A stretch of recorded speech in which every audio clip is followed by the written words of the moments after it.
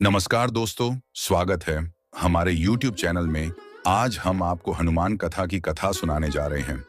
उससे पहले हमारे चैनल को सब्सक्राइब करें और बेल आइकन को दबाना ना भूलें और कमेंट में जय श्री राम लिखना ना भूलें। तो आइए शुरू करते हैं। मंगलवार व्रत कथा। हनुमान कथा, जिसे मंगलवार व्रत कथा के नाम से भी जाना जाता है, वह इस प्रकार से है। अरशिनगर में केशव दत्त ब्राह्मण अपनी पत्नी अंजलि के साथ रहता था। केशव दत्त के घर में धन संपत्ति की कोई कमी नहीं थी। नगर में सभी केशव दत्त का सम्मान करते थे, लेकिन केशव दत्त संतान नहीं होने से बहुत चिंतित रहता था। दोनों पति पत्नी प्रति मंगलवार को हनुमान जी की पूजा करते थे। विधिवत मंगलवार का व्रत करते हुए कई वर्ष बीत गए। ब्राह्मण बहुत निराश हो गया, लेकिन उसने व्रत करना नहीं छोड़ा। कुछ दिनों के बाद केशव दत्त हनुमान जी की पूजा करने के लिए जंगल में चला गया। उसकी पत्नी अंजलि घर में रहकर मंगलवार का व्रत करने लगी। दोनों पति पत्नी पुत्र प्राप्ति के लिए मंगलवार का विधिवत व्रत करने लगे।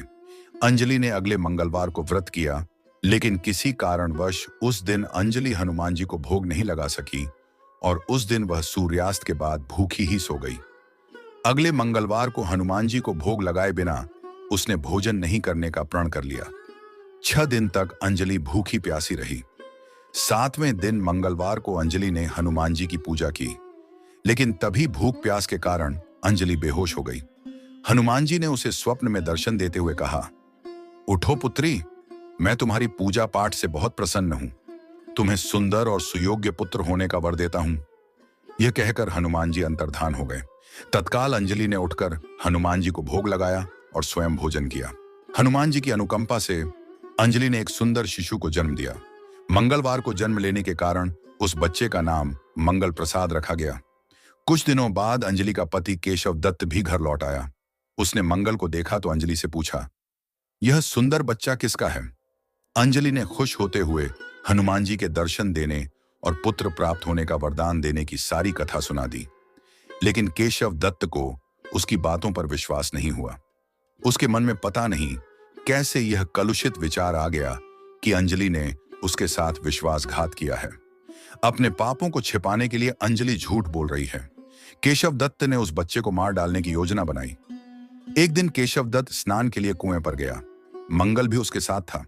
केशव दत्त ने मौका देखकर मंगल को कुएं में फेंक दिया और घर आकर बहाना बना दिया कि मंगल तो कुएं पर मेरे पास पहुंचा ही नहीं। केशव दत्त के इतने कहने के ठीक बाद मंगल दौड़ता हुआ घर लौट आया। केशव दत्त मंगल को देखकर बुरी तरह हैरान हो उठा।